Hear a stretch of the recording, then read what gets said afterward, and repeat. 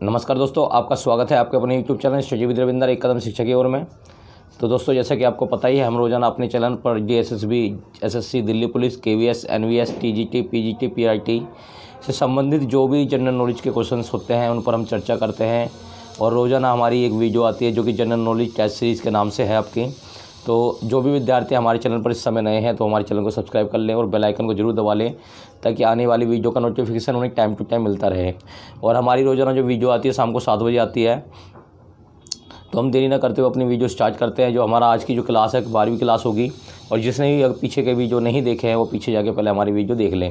तो देरी ना करते हुए हम अपनी वीडियो को स्टार्ट करते हैं। देखिए, एक क्वेश्चन नंबर आपके देखते हैं हम लोग। पहला क्वेश्चन जो आपका है, तो देखिए, भारत का प्रमाणिक समय किस देशांतर से लिया गया है। तो भारत का जो प्रमाणिक जो समय है, जो भारत का जो प्रमाणिक समय है वो कहाँ से लिया गया है।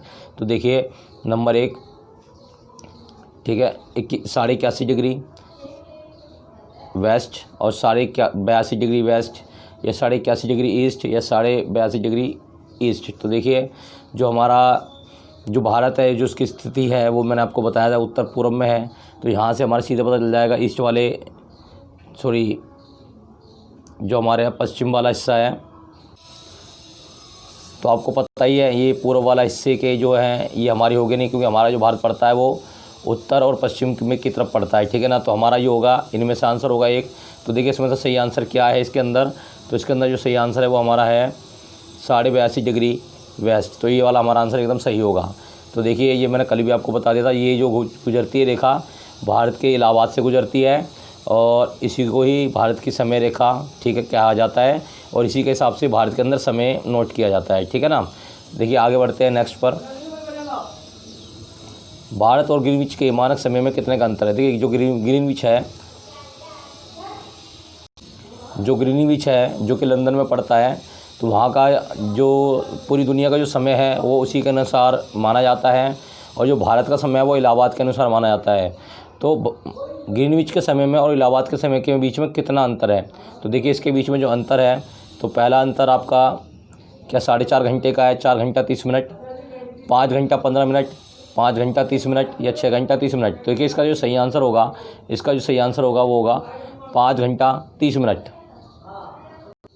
तो देखिए, नेक्स्ट क्वेश्चन जो हमारा है वो है, निम्नलिखित में से किस स्थान का प्रमाणिक समय एवं स्थानीय समय लगभग समान है। तो ऐसा कौन सा स्थान है यहाँ का प्रमाणिक समय और स्थानीय जो समय है वो एक जैसा है। तो देखिए, नई दिल्ली, नैनी, अहमदाबाद या रांची। तो देखिए, इसका जो सही आंसर होगा वो हमारा जो सही आंसर होगा इसका वो है नैनी। जो नैनी है, नैनी का जो समय है वो क्या, प्रमाणिक समय और स्थानीय समय दोनों एक ही है, ठीक है ना। अब हम आगे बढ़ते हैं। देखिए, अगला क्वेश्चन हमारा क्या है, ग्रीनविच किस देश में है। यूएसए में, यूके में, हॉलैंड में, भारत में। तो देखिए, जो इसका जो सही आंसर होगा क्या होगा, ये ग्रीनविच रेखा है जो कि अंतर्राष्ट्रीय रेखा है वो यूके में पड़ती है, ठीक है ना। कहाँ पड़ती है, यूके में पड़ती है, ठीक है, लंदन से होकर गुजरती है ये रेखा। अब थोड़े प्रश्न हम जो करेंगे वो थोड़ा साइंस के प्रश्न है और अच्छे प्रश्न हैं, और हम लोग विद कंसेप्ट करेंगे। तो देखते हैं हम अपने साइंस के प्रश्न थोड़े से। देखिए, हमारा जो पहला प्रश्न है हमारा पहला प्रश्न जो है वो ये है कि चाबी भरी घड़ी में कौन सी ऊर्जा होती है। देखिए, गतिज ऊर्जा होती है। क्या चाबी जो भरी घड़ी होती है क्या वो गति करती है, या फिर स्थित ऊर्जा होती है, यांत्रिक ऊर्जा होती है, संचित ऊर्जा होती है। तो देखिए, थोड़ा सा हम गतिज ऊर्जा के बारे में जान लेते हैं पहले।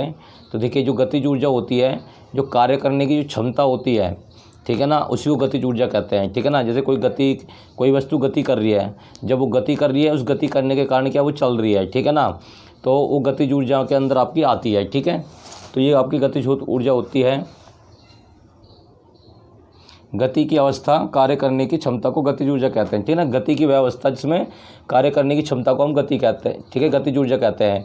जैसे कि हथौड़ा है और हथौड़े को हम बार बार गति कर रहे हैं, इसलिए हथौड़े में क्या कौन सी ऊर्जा आ गई, कील ठोकने की ऊर्जा है, ठीक है ना। तो उसके अंदर एक क्षमता आ गई कील ठोकने की। अगर हथौड़ा गति नहीं करेगा, अगर हथौड़ा गति ना करें तो वो कील नहीं ठोक पाएगा, ठीक है ना। तो ये हो गई गतिज ऊर्जा हमारी। तो स्थित ऊर्जा आपकी ऐसी हो गई जो एक तरफ आराम से स्थित है, ठीक है, और जो कोई कार्य नहीं कर रही है, तो होगी आपकी स्थित ऊर्जा। जैसे एक दीवार है, दीवार में मैं धक्का मार रहा हूँ लेकिन दीवार को मैं हिला नहीं पा रहा हूँ, तो दीवार के अंदर कौन सी ऊर्जा, स्थित ऊर्जा है, ठीक है ना। और यांत्रिक ऊर्जा होती है जब हम अपनी पेशियों से कोई कार्य करते हैं, अपनी पेशियों द्वारा कोई बल लगाते हैं, तो यांत्रिक ऊर्जा होती है, ठीक है ना। तो हमारी ये चीज़ हो गई। तो देखिए चाबी भरी घड़ी में कौन सी ऊर्जा होती है, चाबी भरी जो घड़ी होती है उसके अंदर जो होती है वो स्थित ऊर्जा होती है, ठीक है ना। ये चाबी भरी जो घड़ी होती है उसके अंदर स्थित ऊर्जा होती है, ठीक है। तो हम देखिए नेक्स्ट बढ़ते हैं। तो हमारा इसमें ये सही रहेगा। अब देखिए निम्नलिखित में से किस में गतिज ऊर्जा नहीं है, तो इनमें से कौन सी गतिज ऊर्जा नहीं है। देखिए चली हुई गोली, बहता हुआ पानी, चलता हुआ तोड़ा या खींचा हुआ धनुष। तो देखिए जो धनुष है उसे खींच रखा है, वो खाली अपनी जगह स्थित है, तो इसलिए इसके अंदर क्या होगा, स्थित ऊर्जा हो जाएगी।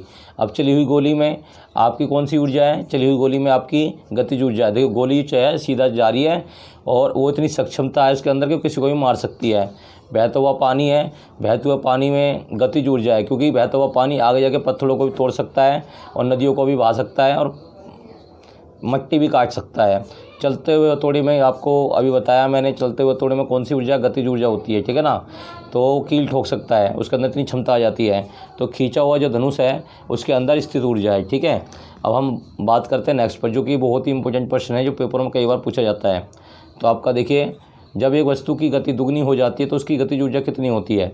तो देखिए एक वस्तु की गति दुगनी कर दी तो उसकी जो ऊर्जा होती है 2 गुनी होती है, 4 गुनी होती है, समान रहती है, 3 गुनी होती है।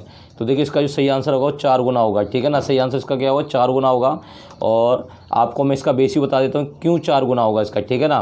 तो हम आगे बढ़ते हैं बेस की तरफ, थोड़ा सा हम जानेंगे। देखिए गतिज जो ऊर्जा होती है उसको हम काइनेटिक ऊर्जा भी कहते हैं, ठीक है ना।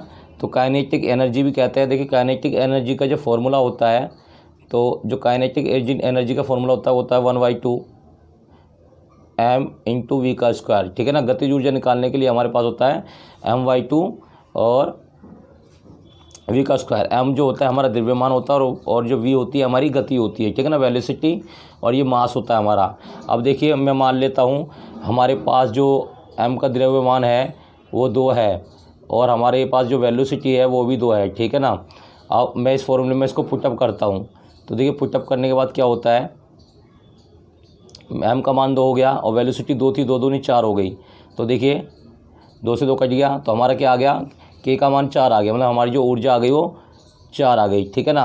अब हम थोड़ा सा एक काम करते हैं। क्वेश्चन हमारा इस प्रकार से आएगा कि द्रव्यमान किसी वस्तु का द्रव्यमान दुगना कर दिया जाए, यानी कि हमारा पहले द्रव्यमान कितना था, हमारा द्रव्यमान 2 था, अब इसका द्रव्यमान हम दुगना करेंगे, तो द्रव्यमान हमने कर दिया 4।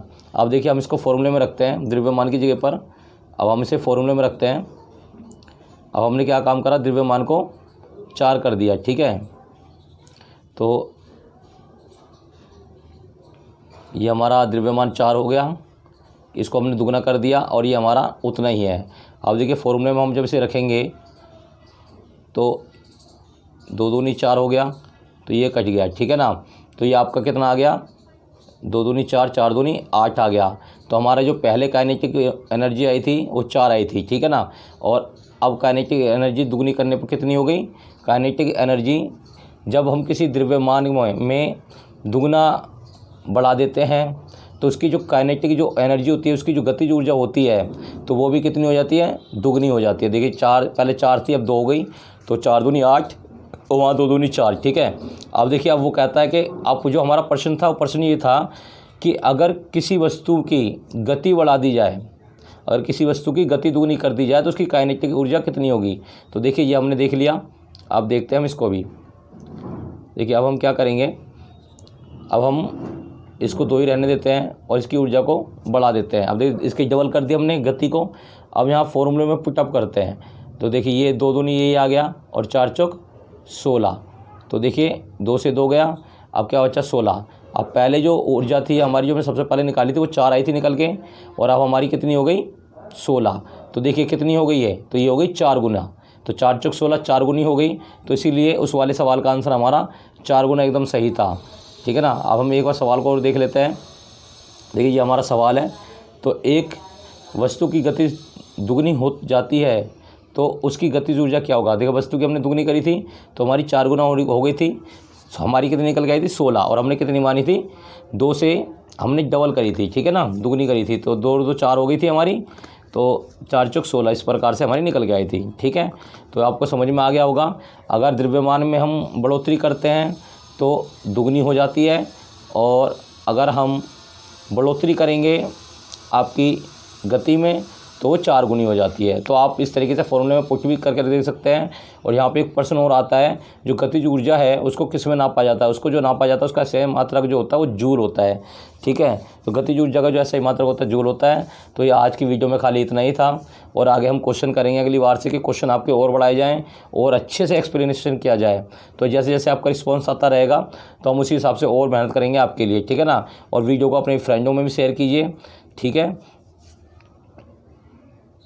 फिर हम कोशिश करेंगे आपसे लाइव मिलने की।